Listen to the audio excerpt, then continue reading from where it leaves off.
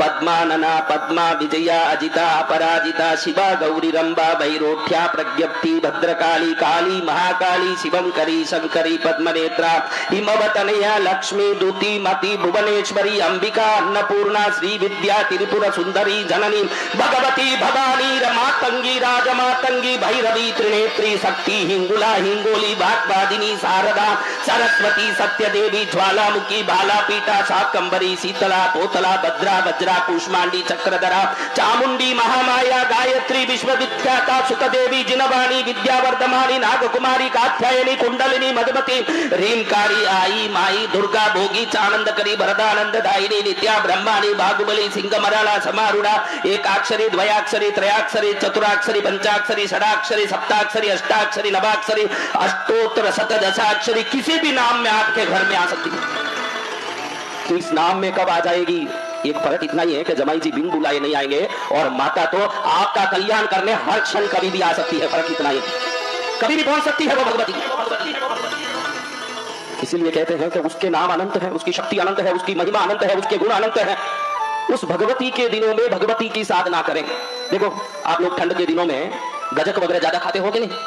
ठंड का दिन आता है, गली गली में गजक बिकने लगता है, आपको लगे कि ठंड का मौसम में गजक खाना चाहिए, गर्मी का मौसम में बेल का रस पीना चाहिए, बसंत की ऋतु है अब ये औषधि लेनी चाहिए, अब बरसात के दिन है गर्म पकौड़ी चाय लेनी चाहिए।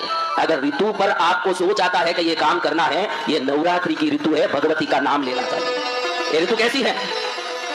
माता तेरे कहीं नाम माता, माता तेरे कहीं नाम, कोई पुकारे किसी नाम से, कोई पुकारे किसी नाम से, कोई कहे महमद वो माता, माता तेरे कहीं नाम ओ माता, माता तेरे कहीं नाम। देखो मेरा तीर्थ तो कृष्णगिरी विश्वविख्यात है, लाखों लोग आज नवरात्रि में वहां होंगे, यहाँ सैकड़ों भी नहीं है, हजार तो बहुत दूर की बात। मेरे तीर्थ में नवरात्रि में जहाँ लाखों लोग आते हैं, उसको छोड़ के मैं यहाँ क्यों भटक रहा हूँ? मुझे मालूम है कि माता तेरे कई नाम है, कई स्थान है और कई जगह है, मुझे वहां आना पड़ेगा, तेरे चरण में आना पड़ेगा। मेरे तीर्थ में जहाँ हर नवरात्रि में लाखों लोग सिर फोड़ने पहुंचते हो जिस दरबार में, उस दरबार को छोड़ के मैयर आने की मुझे क्या जरूरत पड़ी महाराज? जरूरत इसलिए पड़ी कि वो माँ सर्व जगत में अनंत नाम अनंत गुण अनंत सिद्धि संपन्न है, लेकिन है तो वही माँ जो सर्व जगत में व्यापित है, वही माँ।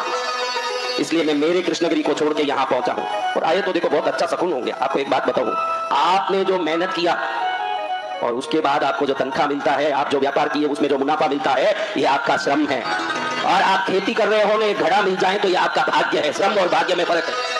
श्रम वो है जो आपने मेहनत किया ना उसका मिला, भाग्य वो है जो अपने आप आ जाता है। देखो हमारे महाराज जी कानपुर से जबलपुर जा रहे थे। कहाँ जा रहे थे? और हमने कोई श्रम नहीं किया, आज भाग्य अच्छा है तो बिना श्रम नहीं आ गए कोई संत, चलो हम भी दर्शन देंगे आपको। और कहते हैं कि गुरु कितने प्रकार के? दत्तात्रेय महाराज कहते हैं 24 प्रकार के गुरु। हंस को गुरु बना लिया, कौवे को गुरु बना लिया, कुत्ते को गुरु बना लिया, कितने गुरु। लेकिन शास्त्र कहते हैं कि माँ जो खाने सिखाती है, आपको भोजन सिखाती है कि कैसे कौवा लेना, वो भी एक गुरु है। पिता जो कमाने सिखाता है वही गुरु। लेकिन गुरु कौन? कहते हैं कि जिनके संगत से हमारी आत्मा माया से छुट के मोक्ष की ओर जाने लगे, वो सदगुरु ही असली गुरु है। कौन से गुरु? तो महाराज जी आए और महाराज जी का नाम सुना तो नाम ही सदगुरुनाथ जी। कैसा नाम? देखो नाम ही कैसा, सदगुरुनाथ जी महाराज। यही तो चाहिए। अभी बहुत सारे प्रकट हो गए हैं, रामपाल ने, राम रहीम ने, बहुत सारे प्रकट हो गए इस भारत में। इसलिए अब जरूरी सदगुरुओं की ही है। इस भारतीय मंचों में सदगुरुओं की ही जरूरत है। बहुत सारे प्रकट हुए हैं, गुरुओं की कोई कमी नहीं। आप जब तक बोले रहोगे, बोलने जानने वाला हर एक गुरु बन सकता है। जो बोल सकता है वो सब गुरु बन सकता है, लेकिन जो बोलता है वो गुरु नहीं है। जो संगत से मोक्ष तक हाथ पकड़ सकता है वही सच्चा गुरु है। तो यहाँ पर मंच पर उपस्थित मंचासीन हमारे सदगुरुनाथ जी महाराज को हार्दिक स्वागत करते हैं। कहते हैं कि नवरात्रि में 9 देवियां आती है, तो 9 देवियां जब आती है तो उनका विभूति और रिद्धि सिद्धि भी आता है। वो मेरे को आज अच्छे से यहाँ सामने दिख रहा है कि संत कैसे ऐसे आ जाएंगे भाई, उनको निवेदन करना पड़ता है, उनको आप जाके बोलना पड़ता है कि आप पधारिए, शोभा बढ़ाइए। ये श्रम से संत आते हैं और संत आ गए वैसे ही तो समझना कि आज आपका भाग्य बहुत ही प्रबल है, तो संतों का आगमन होता है। तो यहाँ पर रितेश भाई नाहर को बुलाऊंगा, जो हमारे संत महाराज जी का यहाँ पर स्वागत और सम्मान करेंगे। और फिर हम एक बार माई के लिए और संत महाराज के लिए जोर से ताली बजाओ। कैसे बजाते हो? बोलिए सदगुरु भगवान की। गुरु के लिए क्या कहना, देखो कहने तो बेटा माई के लिए, लेकिन शुरू गुरु से ही होना चाहिए, इसलिए कोई महाराज आगे वो बोल रहे हैं कि तू किसी की भी गुणगान कर, शुरुआत तो गुरु से होना चाहिए। इसलिए यहाँ संत के स्वागत से आज पहला कार्यक्रम शुरू हो रहा है। जिस मध्य प्रदेश के इस प्रांगणों में कभी जहाँ मैं आया ही नहीं हूँ, पहली बार आया, तो माँ कहती है कि शुरुआत गुरु गणेश से होना, फिर भगवती तक जाना। इसलिए माँ कह रही है कि गुरु से शुरू कर दे रहा कार्यक्रम। जीतू बेटा वे जीतू बैठ जाऊं, जो पेरावे सोही पेरू, तेरा मेरा रिश्ता पुराना, तू बेचने जाए तो बिक जाओ।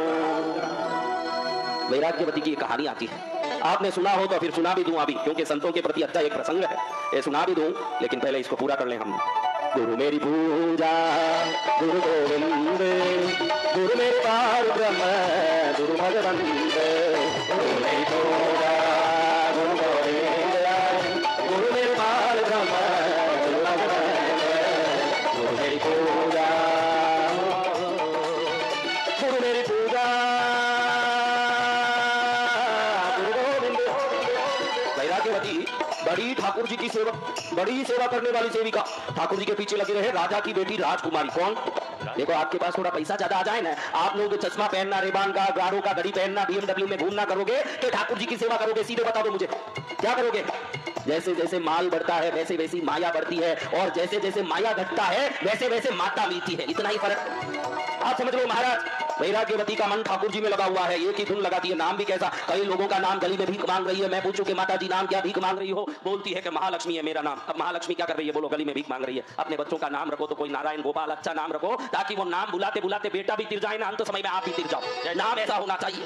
अब महाराज वैराग्यवती के माँ बाप ने राजकुमारी का नाम वैराग्यवती रखा। देखो कोई राजकुमारी वैराग्यवती हो सकती है? जो संसार की माया की सर्वोत्तम सीमा को जिसने पार कर लिया हो, राजकुमारी बनी हो, वो कहां से वैराग्यवती बनेगी? वो तो संसार की कीचड़ में डूबी रहेगी। लेकिन भगवान की कृपा, नाम सार्थक हो गया। वैराग्य ऐसे हुआ, सुबह मंदिर में जाएं, गोविंद बोलो हरि गोपाल बोलो, गोविंद बोलो हरि गोपाल बोलो, राधा रमण हरि गोविंद बोलो, राधा रमण हरि गोविंद बोलो। सुबह से धूम लगा के ठाकुर जी की भोग व्यवस्था, मध्याह्न की व्यवस्था, सायंकालीन भोग व्यवस्था उसी में लगी हुई है। गहना इतना पहन के जाती है, आप भी देखो सत्संग में आती हो महाराज, सब बैठी हो एक के पास दूसरे। इधर मंच में कितने कलश लगे हुए हैं आपको पूछूंगा तो आप गिनने लगोगे, लेकिन पड़ोसी ने क्या साड़ी पहनी है पूछो तो तुरंत बताओगे, क्योंकि नजर उधर ही गया है। नजर इधर कम जाता है, उधर ज्यादा जाता है। तो आपको पूछूं, आप बोलोगे कि भाई कलश कितने? एक महाराज 2 मिनट ठहरिए गिन के बता दूं। लेकिन आते ही पड़ोसी ने कितनी अंगूठियां पहनी है, कितनी चूड़ी पहनी है, कांच की है कि सोने की है, कौन सी है कि कौन सी नहीं है, कि सब ध्यान लगता है। आपका इतना ध्यान लगता है तो ये 24 घंटा ठाकुर जी की मंदिर जाने वाली राजमहल से इसका नजर कितने ही चोर उचकों के लग गए।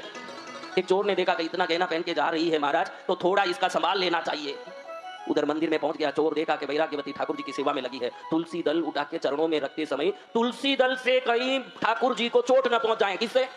तुलसी दल से। दुनिया के सबसे मुलायम वस्तु तुलसी दल, क्योंकि बेल पत्ती में देखो तो पत्ते के पीछे नाड़ी होती है, तुलसी दल में नाड़ी नहीं होती, इतनी मुलायम चीज। वो कहीं चोट न पहुंचा दे, ऐसे धीरे से तुलसी दल चढ़ाने वाली के पीछे चोर जाके कहने लगा, माई तुलसी दल चढ़ा रही हो, तुलसी दल चढ़ाने का समझ तो है, लेकिन ये जो नाम ले रही हो ये तुम नहीं ले सकती हो, तुम्हारी अधिकार नहीं है।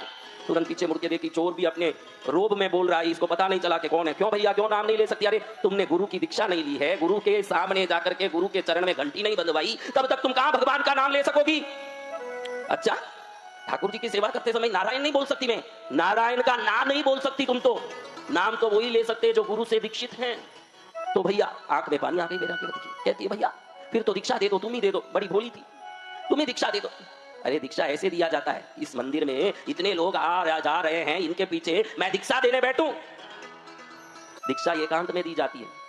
भैया हाथ जोड़ती हूं गुरुजी, आपके चरण पकड़ती हूं, 1 मिनट भी देरी नहीं कर सकती, मुझे नारायण के नाम बगैर जीना अच्छा नहीं लगता। और तुमने आज पहली बार कहा कि बिना दीक्षा नारायण का नाम लेने का अधिकार नहीं है, तो तुम ही दीक्षा दे दो। जंगल में एकांत में आना पड़ेगा, जंगल में एकांत में आ जाऊंगी, मुझे तो नारायण का नाम बोलने का अधिकार चाहिए, और कुछ नहीं चाहिए, नारायण का नाम बोलने का अधिकार मिल जाए उतना कर लो महाराज। मैं तो कहीं भी आने तैयार हूं, बड़ी भोली थी। चूड़ियां हीरे के, बाजूबंद जो पहने थे पुखराज के, गले के गहने नीलम मानक के, पैरों में पायल पहने थे पन्ने की, उसमें बारीक मोतियां गूंथी हुई है, छम छम छम छम करती, बगैर कोई डर पीछे पीछे चली गई जंगल तक।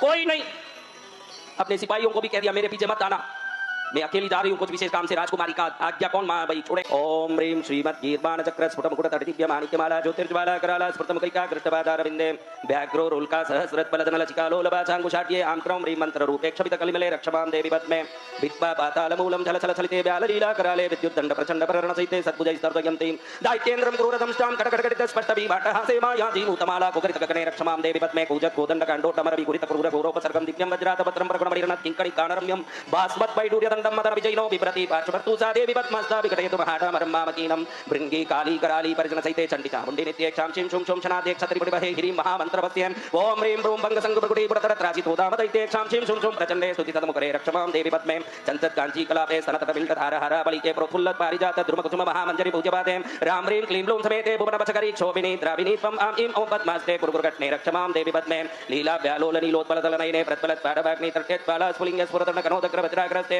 राम ह्रीं रूं रो मरन्ति हर भूङ्कार भीमैकनादे पद्मे पद्मासनस्ते वपनय दुर्गं देवी देवेन्द्रवन्द्ये कोपं वं जं सहं स कुबले कलितोद्दाम लीला प्रबन्धे हवाम अभिमभ पक्षिबीजे सचिकरदबले पक्षरक्षीरगौरे व्यालव्यापत्कूटे प्रबल महाकालकूटं मरन्ति हा हुङ्कारनादे कृतकर्मकुले रक्षमां देवी पद्मे प्रातर्बालाकरस्मि तुरतगण महाचान्द्र सिन्दूरधूले सन्ध्यारागार्णाङ्गे तुलसीपर्वतवन्द्ये पादारविन्दे चञ्चन चण्डासितारा भरतर्पुकुले कुण्डलो दृष्टकल्ले सां सुं सुं स्मरन्ते मदगजगमने रक्षमां देवी पद्मे गर्जन्नीरतगर्पण्निगर्तुतडिग्बाला सहस्रसन्पुर सत्पजराङ्कुशपाशपङ्कजकरा भक्त्या परे रक्षिता सत्यपुष्पितपारिजातरुचिरं दिव्यं बपुर्विप्रतिं सामां पातु सदा प्रसन्नवदना पद्मावती देवता विस्तीर्ण पद्मपीते कमलदलनिवासोचिते कामगुप्ते लान्तां ग्रीं श्रीं समेते दिव्यास्ते प्रशस्ते रक्ते रक्तोत्पलाङ्गि प्रतिवसि सदा वाग्भवं कामराजं मनसारुडे त्रिनेत्रे भगवति वरदे रक्षमां देवी पद्मे षट्कोणे चक्रमध्ये प्रणवोरयिते वाग्भवे कामराजेन अंसारुडे सविन्दविकस्तकमले कर्णिकाग्रे निधाय नित्ये क्लिन्ये मदात्रे त्वरित सत्तं शाङ्कुशे पासहस्ते ध्यानात् संचुपकारे त्रिपुणमचक्रत रक्षमां देवी पद्मे पञ्चवर्णलिखितसड्डले चक्रमध्ये सह क्लीं क्लीं ह्रीं पत्रान्तराले सुपरिकृते वायिनावेष्टिताङ्गे ह्रीं वेष्ट्या रक्तपुष्पेर्जपति सतमः क्षोभिनी द्राविणी त्वं त्रैलोक्यं चालयन्ति सपतिजनैते रक्षमां देवी पद्मे ब्रह्माणि कालरात्रि भगवति वरदे चण्डिचामुण्डी नित्ये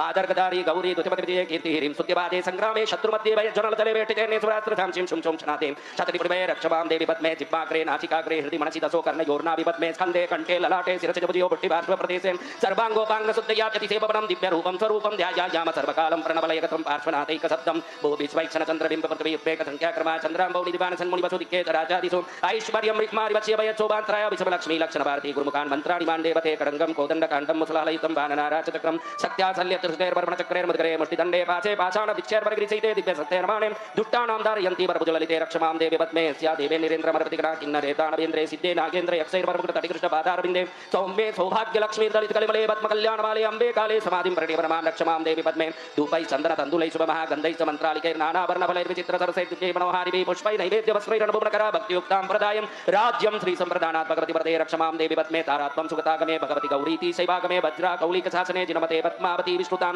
गायत्री सुतचालिनां प्रकृतियुक्ता शिशाङ्क्यायणे मातर्भारति किं प्रभूतवनिते व्याप्तिं समस्तं जगत् त्वां जप्त्वा कणवीर रक्तकुसुमैः पुष्पैश्चरं सञ्चितैः सन्मिश्रैः कृतगुग्गुलोदमतिभिः कुण्डे त्रिकोणे कृते होमार्तकृतषोडशाङ्गुलमिते तोमे वचाञ्जे जपे त्वं वाचं वदसीह देवी सा पद्मावती देवता ह्रींकारो चक्रमध्ये पुनरपि वलये षोडशावर्ति पूर्णे भाग्ये कण्ठे रवेश्यं कमलतलयुतं मूलमन्त्रे प्रयुक्तं साक्षात् त्रैलोक्यवत्स्यं पुरुषवशकरं यन्त्रराजेन्द्रराजं ये तत्त्वस्वरूपं परमपदमिदं पातु मां पार्श्वनाथ भक्तानां देहि सिद्धिं मम सकलमलं देवि दूरीकुरुत्वं सर्वैषां धार्मिकानां सततनिमित्तं वाञ्छितं दूरयस्वं संसारातो निमग्नप्रगुणगुणयुतं जीवराशिं च त्राहिं श्रीमज्जैनेन्द्रधर्मं प्रकटे विमलं देवी पद्मावती त्वं पाताले वसता विषमविसदरा कुर्वन्ति ब्रह्माण्डजा स्वर्भूमिपति देवदानवगणा सूर्योदयो यद्गुणा कल्पेन्द्रा सुतपादपङ्कजनता मुक्तामणि चुम्बिता सा त्रैलोक्यनतानन त्रिभुवनस्तुत्याद्भुता सर्वदा शुद्धो भद्रवरोगशोकहरिणी दारिद्र्यनिन्नाशिनी व्यालव्याघ्रहरा भरत्रियधरा देहप्रभावासुरा पातालधिपति प्रिया प्रणयिनीं चिन्तामणि प्राणिनां श्रीवत्पार्श्वजनेन्द्र सासरसूरी पद्मावती भारती मातः पद्मिनी पद्मरागरुचिरे पद्मप्रसूनानने पद्मे पद्मवरस्थिते परिवसत् पद्माक्षी पद्मासने पद्मामोदिनी पद्मसद्मवरदे पद्मालये चर्चिते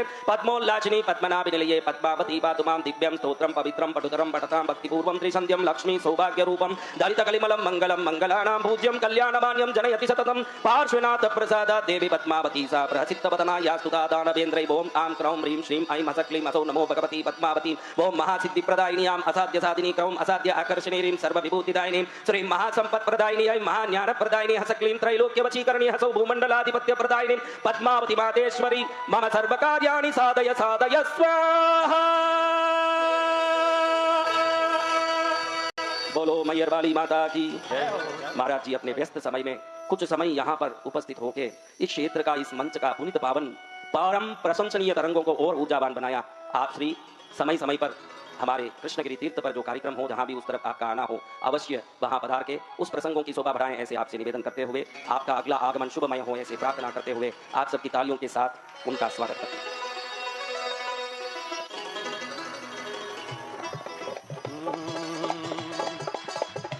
गुरु मेरी पूजा, गुरु गोविंद, गुरु मेरा पार ब्रह्मा, गुरु शिव संत। गुरु मेरी पूजा, गुरु गोविंद, गुरु मेरा पार ब्रह्मा, गुरु भगवंता। बोलो सच्चिदानंद स्वरूपा परब्रह्मई महामाता जगदम्बिका आदिशक्ति महामाता की। परम पावन प्रसंग है, माँ की नवरात्रि चल रही है। इस नवरात्रि के अंतर्गत आप सब सत्संग चैनल के माध्यम से, टॉट योगा यूट्यूब चैनल के माध्यम से इस कार्यक्रम को घर बैठे देख रहे हो, कहीं भी बैठे रहें। हमारा पुण्य इससे निर्धारित होता है कि हम करते क्या हैं। देखिए, आप सब यहाँ बैठे हो, आपको एक सवाल करो, क्या हॉस्पिटलें खाली है कि भरी हुई है? बताइए, जोर से बोलिए। भरी हुई है। पुलिस स्टेशन खाली है कि भरे हुए हैं? कोर्ट खाली है कि भरे हुए हैं? ध्यान रखना, जिनका दुर्भाग्य है उनको हॉस्पिटल, कोर्ट और पुलिस स्टेशन जाना पड़ा है। जिनका सौभाग्य है जो कथा सुनने बैठे हैं, जय जय गुरुदेव, वो उनका सौभाग्य है, वो कथा सुनने बैठे हैं। महाराज, आप पूरा ध्यान रखना अपने जीवन में, आप कहाँ जाते हो, क्या करते हो, क्या बोलते हो, इससे निर्भर करता है कि आप पुण्यशाली हो कि पापी हो। मुंह है इसलिए कुछ भी बोलने लगोगे, समझ लेना कि भाई मुंह मन में आया वो बोल रहा है ये मुंह, तो जरूर ये मुंह कोई ना कोई गड़बड़ उत्पन्न करने वाला है भविष्य में। और यही मुंह जो शब्दों को बोलता है, वो शब्दों की माला गूंथ के माँ के चरण में चढ़ा दें तो ये मुंह के शब्द माला बन के भगवती की कृपा प्राप्त करा देते हैं। बड़ा सौभाग्य का दिन है। कहते हैं कि इन दिनों में भजन पूजन करने से, आप बोलोगे कि हमको तो कोई फर्क दिखता नहीं महाराज, हमको तो कथा सुन के कोई फर्क नहीं दिखता, हमको तो पूजा करके कोई फर्क नहीं दिखता। यही तो तकलीफ है महाराज। मैंने सुबह बताया पूजा में, वहां जब मैं साधना में बैठा था, लोग वहां जाप कर रहे थे, वहां मैंने बोला भाई इस केले को पकड़ोगे तो किससे पकड़ो भाई? आपको केला पकड़ने बोलूं तो आप कैसे पकड़ोगे बताओ? केला कैसे पकड़ोगे? सुबह यही बात मैं उनको समझा रहा था कि केला कैसे पकड़ा जाएगा, बताओ केला कैसे पकड़ोगे, करके दिखाओ केला कैसे पकड़ते हो। केला बोलूं तो ज्यादा नहीं पकड़ रहे हो, ऐसे बोलूं तो अच्छे से पकड़ोगे। देखना अभी कैसे पकड़ने लगते हो, लपक के पकड़ोगे। सोने की भट्टी कैसे पकड़ते हो, पकड़ के दिखाओ सोने की भट्टी। अब देखो कैसे लपक रहे हैं, हाँ सोने की भट्टी पकड़ो। मेरा कहना ये था महाराज कि जितने भी संसार की चीजें हैं ना, वो शरीर से पकड़ी जाती है। संसार की चीजें शरीर के अंगों से, भले जरूरी नहीं कि हाथ से ही पकड़ना, पैर से भी पकड़ सकते हो कोई चीज। जिनके हाथ नहीं है, आपने देखे होंगे, जिनके हाथ नहीं है वो आदत डाल लेते पैर से काम करने की, वो पैर से दातुन करते हैं, पैर से अपने टवल पकड़ के पहुंच लेते हैं शरीर। ये संसार की चीजें शरीर से पकड़ी जाती है, भगवती वो सूक्ष्म शक्तियां मन से पकड़ी जाती है, शरीर से नहीं पकड़ी जाती। ये शरीर से पकड़ी जाने वाली वस्तु नहीं है, ये मन से पकड़ी जाने वाली वस्तु है। इसलिए कथा सुनते समय ये मत सोचना कि ये कथा सुनने से क्या होगा। कथा सुनते समय जो मन एकाग्र हो रहा है भगवती में, वो मन भगवती को पकड़ के आपके घर में लाके रखेगा, आपके घर में लाके उसको स्थापित कर देगा। ये मन का काम है महाराज, ये शरीर का काम नहीं है। शरीर उसमें सहयोग करता है। शरीरम धर्म मात्र खलु धर्म साधनम, ये धर्म का साधन करने में शरीर काम आता है। इस शरीर से यहाँ उपस्थित है, ये शरीर मन को कैद करके बैठा है। इस मन में माँ को बैठा लोगे तो जितनी ऊर्जा गलत है आपके पास, जो गलत को खींच रही है, कितने बीमार लोग आए हुए हैं, कौन कौन बीमार है हाथ उठाओ हमारा, कौन कौन दुखी है हाथ उठाओ हमारा। देखो पूरी सभा दुखी है, एक ही पूछने जाओ बड़ी हंसी आती है मेरे को कि पूरा विश्व ही दुखी, रोगी, तकलीफ में है, ऐसा उनको लगता है। हाँ, अब उसके लिए बोलूं तो मेरी कथा बिगड़ेगी, वो जाने दीजिए। मैं ये बात करना चाहता हूँ महाराज आपके पास कि आप जितना दुख झेल रहे हो, ये आपके शरीर से निकलने वाली गलत तरंगे उन दुखों को खींच के ला रही है। भक्ति में लगोगे, भगवती की कथा मेरी 10 दिन तक सुनोगे, वॉशिंग मशीन में डाला हुआ कपड़ा जब धुल के निकलता है तो शुद्ध और सफेद निकलता है। कथा सुन के घर पहुंचोगे, आप भी शुद्ध और सफेद बन के पहुंचोगे। आप ध्यान रखना, आपकी भी धुलाई की क्रिया हो रही है। क्या हो रही है? धुलाई की क्रिया। हाँ, आपकी धुलाई हो रही है। किसी को बोलते तेरी धुलाई कर दूंगा तो कितनी नाराजगी आती है, तू मेरी धुलाई करेगा मैं तेरी धुलाई कर दूं, बोलते हैं कि नहीं? लेकिन वो धुलाई शरीर की बोल रहा है, वो मैं मन की धुलाई की बात कह रहा हूं। जो मन आपका विभिन्न दोषों से भरा है, इसको शुद्ध करके आज पवित्र करना है।